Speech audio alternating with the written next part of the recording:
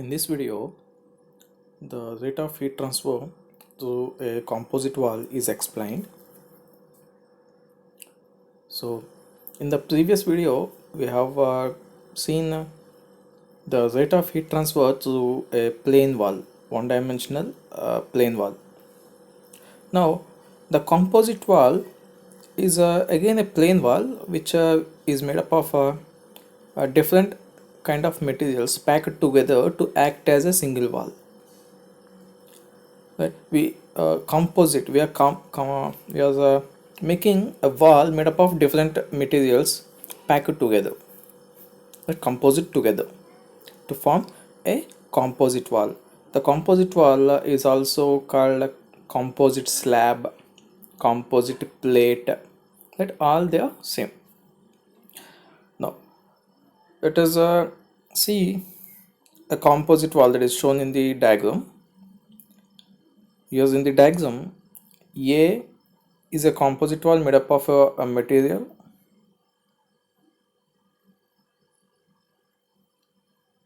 B is another. C is another. So we have three different plane walls that are uh, composed together to act as a single wall. Right? A is a material, B is another material, C is a different material. They may be same as different materials. They are all together to act as a single wall, and that wall is named as composite wall. For each wall, we have the thickness, that is a LA for the wall A, LB for wall B, LC for wall C. Those are the respective thickness of the composite walls, and a Ka, Kb, Kc are the thermal conductivities of the composite wall. Now the wall that we considered, here's at the left hand side we have a hot fluid that is flowing towards the composite wall, and at the another side here we have a cold fluid that flows. Now as it is hot fluid, and I assume the temperature of this hot fluid is a T infinity 1. The cold fluid has a temperature the T infinity 2. Right? The fluid temperature generally expressed as a T suffix infinity. So here we consider infinity. So T infinity 1 is hot fluid temperature, T infinity 2 is cold fluid temperature. T1 is the temperature of the wall at its one face. T2 is the temperature between the interface of wall A and wall B.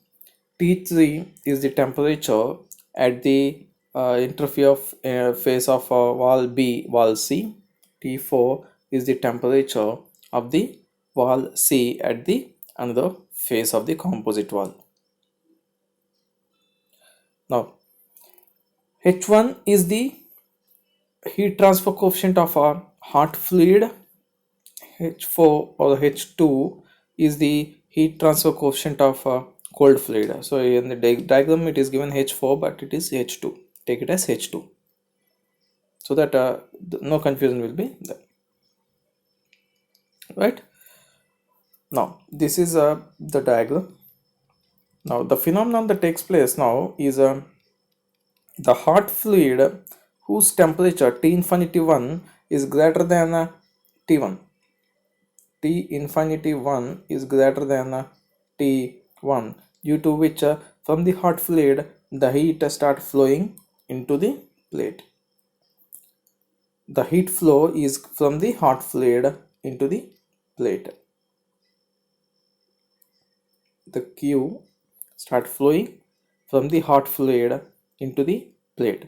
Now from our previous video, so we have a definition of convection which states that the mode of heat transfer that takes place due to the motion of fluid, and here one fluid is in motion. Here the arrow marks towards up are shown the motion of the fluid.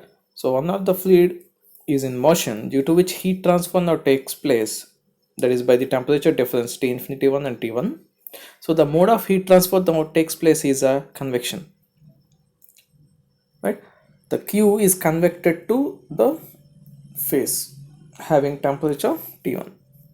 Now from T1 phase, T1 side to T2 side, the heat still propagates by conduction. Now T2 to T3, the heat propagates by conduction, as it is a single solid material. In solids, the most of the times in solids, the heat transfer takes place through conduction only. From T3 to T4 also, the heat transfer takes place by conduction. Now from T4, here we're having a cool fluid whose temperature T infinity 2 is less when compared to T4, due to which the heat transfer takes place from the face of the composite wall to the cold fluid, right? So this is the way the heat flows from one phase to another phase of the composite wall. At left hand side it is convection, at right hand side it is a convection, but inside it is conduction, right?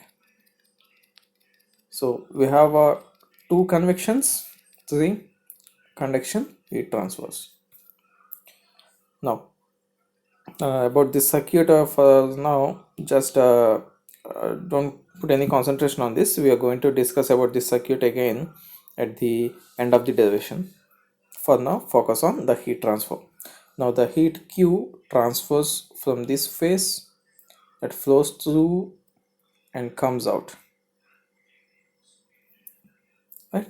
The same heat flowing through the composite wall and comes out, right? That is being possible only if the assumption that we are going to consider, there is if a perfect contact between each and every material that composite wall consisting of, then there will be no heat losses or no temperature drops. If there is temperature drop, definitely there will be some heat loss, right? So we assume there is a no gap at all. If a gap is there, the thing what happens is the gap, mostly if you look with the AZ is bad insulator, bad insulate the thermal conductivity of AZ is very less. It is a good insulator, sorry.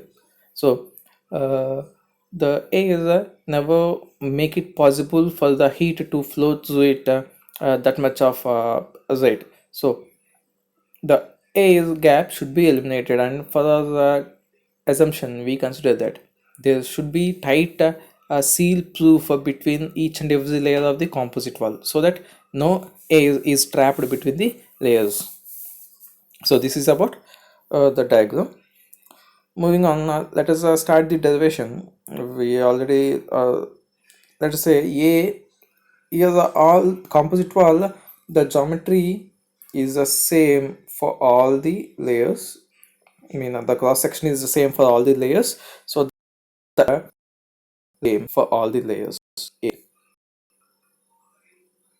right? All the layers of the composite wall having same cross sectional area A. Moving on, so the rate of heat transferred through the composite wall or composite slab can be obtained. Let us see the diagram here again. The same is the Q that is being transferred is coming out after conducting through the composite wall. First it is convection, then conduction, conduction, conduction, again convection. After going through these modes of heat transfer, the same is the Q that is giving into the composite wall is coming out of the composite wall. We assume like that, without any air gap or anything, no heat dissipation. Then the Q that is given into the composite wall comes out of the composite wall. So the Q now can be written as one more thing for convection.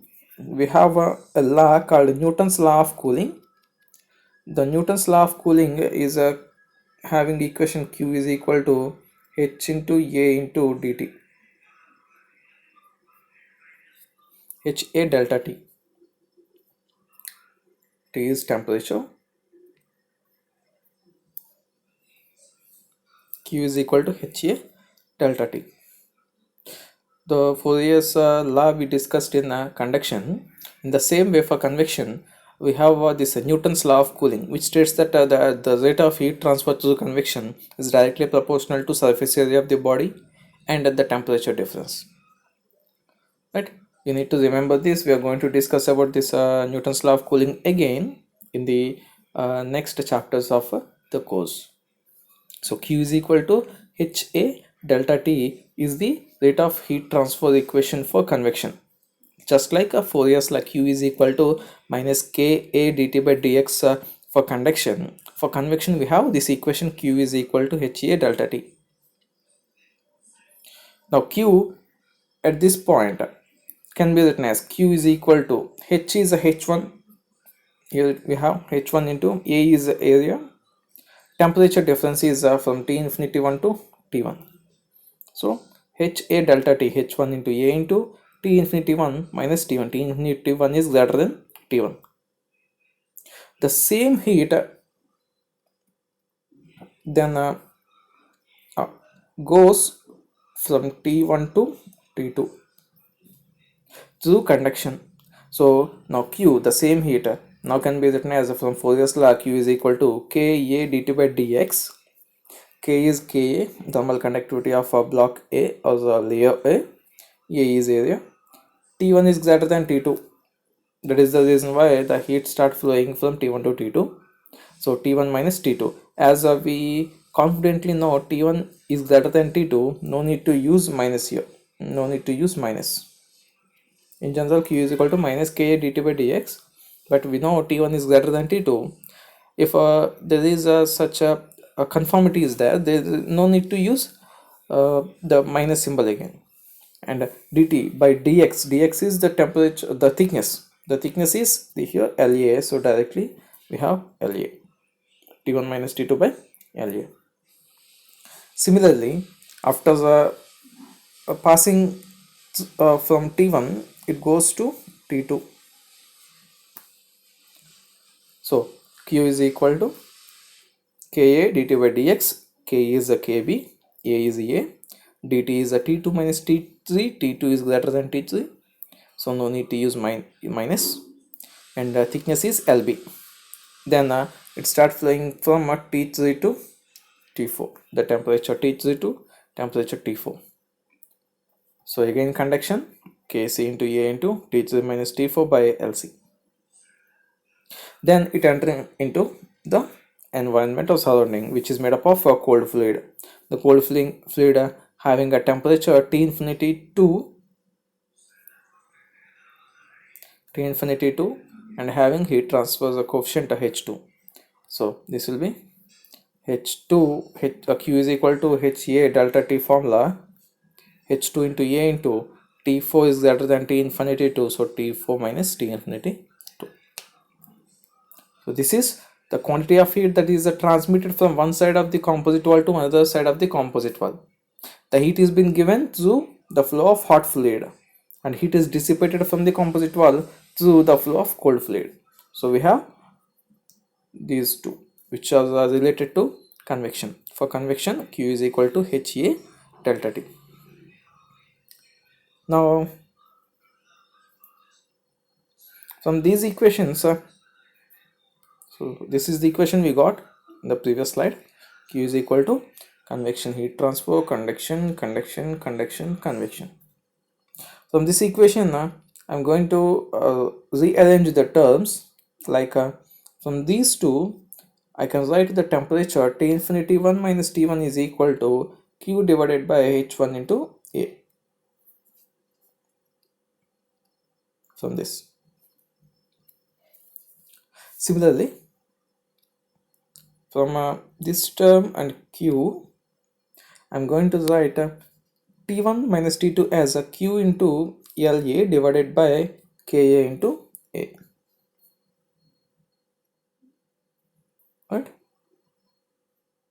I'm just rearranging by equating Q to each and every expression of the equation. I'm rearranging the terms. Now from the KB term to Q, I can write T2 minus T3 as Q into LB by KB into A. From these two terms, Q is equal to Kc into A into T3 minus T4 divided by LC. I'm going to write T3 minus T4 is equal to Q into LC by Kc into A. Then from the last two terms, so last term and Q, I'm writing T4 minus T infinity 2 is equal to Q by H2 into A. I'm just rearranged so that the temperature differences are at one side, the remaining terms at another side, right? So these are the equations I got for the temperature differences. Let us add all these equations. You can say this is equation 1, equation 2, equation 2, equation 3, equation 4, equation 5. Add all the 5 equations. When you add all the 5 equations, minus T1 plus T1 get cancelled, minus T2 plus T2 get cancelled, minus T3 plus T3 get cancelled, minus T4 plus T4 get cancelled. We left with T infinity 1 and T infinity 2. So the equation can be written as T infinity 1 minus T infinity 2 equal to, from the right hand side, take Q common. In all the 5 equations I have Q, so take Q common. The remaining terms are 1 by H1 into A as I added, plus LA by KA into A plus LB by KB into A plus LC by KC into A plus 1 by H2 into A. This is T infinity 1 minus T infinity 2.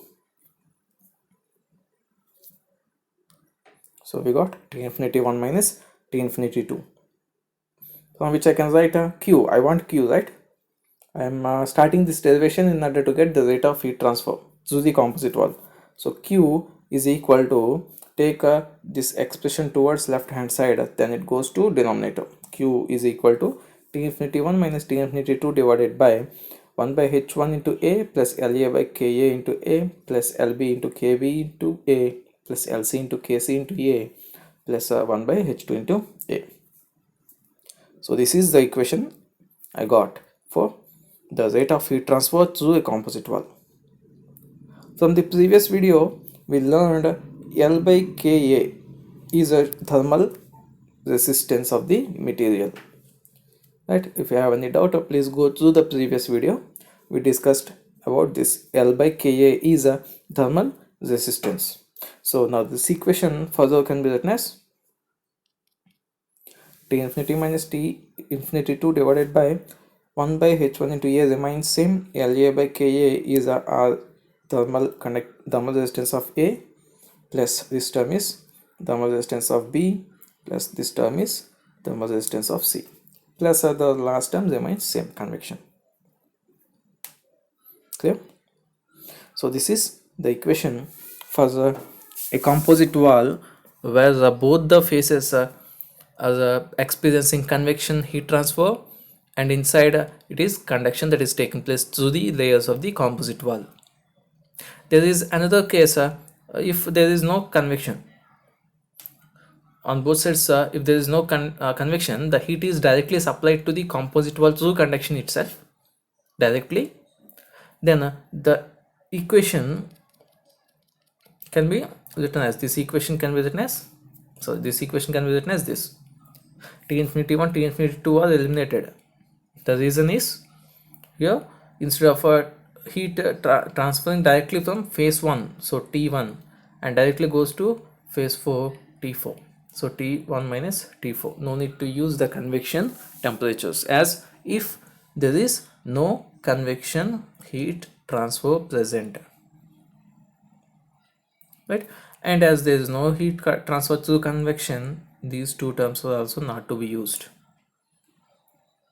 So we left with thermal resistances and temperature difference. Q is equal to T1 minus T4 divided by RTH into A plus RTH into B plus RTH into C. So these are the thermal resistances. We are dealing with the resistances. That is the reason why we have used this resistance symbols. 1 by HA is also resistance. So here the heat, in order to enter into the surface having temperature T1, it experiences some resistance of 1 by H1 into A. After flowing through this much of distance, it has experienced this much of resistance, and so on. So it has been shown in the form of electrical circuit. We are going to discuss about electrical analogy of heat transfer in the next videos, right? So the heat transfer through a body is very similar to the electricity that flows through a material, right? The analogy is used using the resistance symbols here. Clear? So this is the equation we got. Let us make it generalized. For example, for our case, we have 3 layers composite together to act as a composite wall.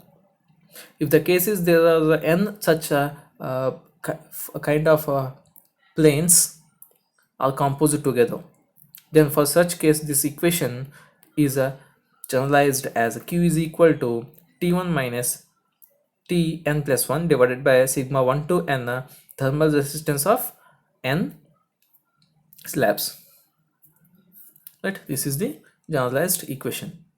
Again, if in generalized equation as well, if convection is there, then you need to replace these two with T infinity 1 minus T infinity 2, and at the bottom we need to add convections, 1 by H1 into A here, 1 by H2 into A here, so that you can obtain the general equation, generalized equation for the composite wall's heat transfer rate.